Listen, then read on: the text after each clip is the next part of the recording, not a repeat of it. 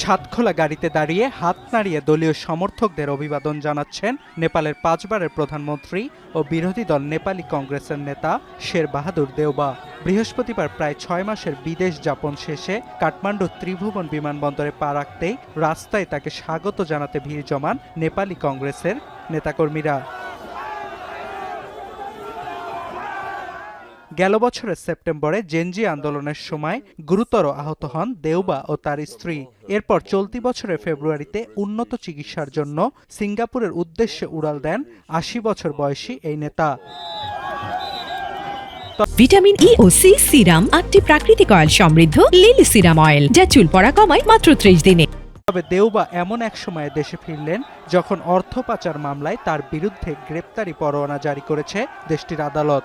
দেশ ছাড়ার আগেই গেল বছরের নভেম্বরে দেওবা ও তার স্ত্রীর বিরুদ্ধে অর্থ পাচারের অভিযোগ তুলে তদন্ত শুরু করে নেপালের সাবেক অন্তর্বর্তী সরকার। তবে অর্থ পাচারের অভিযোগ অস্বীকার করেছেন দেওবা।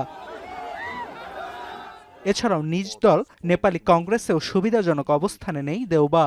ইতোমধ্যে দলটির শীর্ষ নেতৃত্বের দ্বন্দ্ব পৌঁছেছে নেপালের সর্বোচ্চ আদালত পর্যন্ত।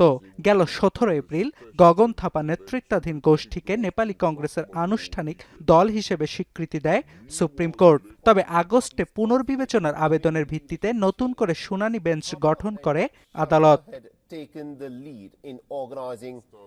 রাজনৈতিক বিশ্লেষকরা বলছেন, দীর্ঘদিনের রাজনৈতিক অভিজ্ঞতাকে কাজে লাগিয়ে দলের নেতৃত্ব নিয়ে চলমান দ্বন্দ্বের সমাধান করতে পারবেন দেওবা। শুক্রবার থেকে 3 দিনব্যাপী শুরু হওয়া নেপালি কংগ্রেসের একটি জাতীয় সম্মেলনে যোগ দেবেন তিনি।